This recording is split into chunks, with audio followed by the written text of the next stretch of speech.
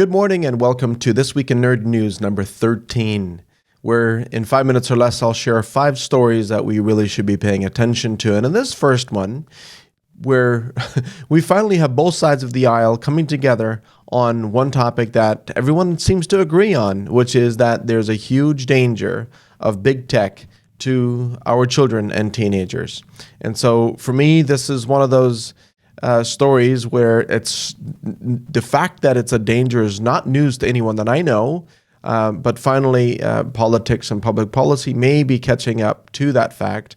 And it's just a lesson for those of us who are parents and business owners that we have to distrust new tech by default until it's proven to be safe. So let's remember that in the future.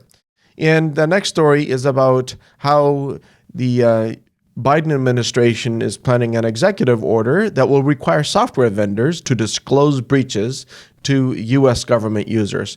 And this requirement has already been in place in Canada for some time, and it is a good direction and will force everyone to be a little bit more conscious about their security posture, because not being conscious and allowing a company breach to occur will now be a bigger liability because of disclosure requirements, which will hopefully lead to being more preventative. And this story about how a bank tells customers that they lost their personally identifiable information, PII, to attackers is another story, another fallout from the Axelian file transfer breach that the bank used. So the bank used a third-party software that was weak, and that is what was used to leak the information of their customers. In this particular story, I decided to include today where advanced persistent threat, or APT, encounters of the third kind. This particular journalist, Igor, outlines in painstaking detail how he discovered a front-end reverse proxy being compromised to exfiltrate personally identifiable information. And in this entire process, my mind the whole time is thinking, well, where's your egress control? Where is this large company's, sense of exfiltration control? And unfortunately, that wasn't missing. So that was missing.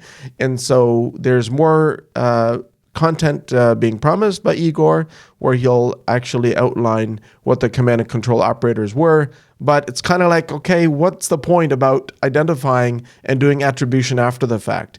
What you want to do is be preventative in the first place. And that's why we always talk about egress control, exfiltration control. And this fifth story about how ransomware gang is now leaking data on their own leak sites for this U.S. military contractor. And this is how they're forcing our compromises, as we have them, to never go unpaid or unpunished.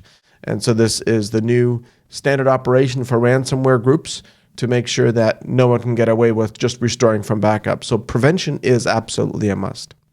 And finally, did you know that Google shut down an anti-terrorism group because they were using 0 days that, in their mind's eye, might be used by bad guys? If good guys are using these weaknesses in our systems, bad guys could be too. And so they decided to shut down the entire operation. And I think this is going to be a story that we'll be talking about for some time. It certainly raised a lot of alarms within Google when they realized what they had done. Anyway, that's for this week. We're going to be busy. See you in a week's time. Bye for now.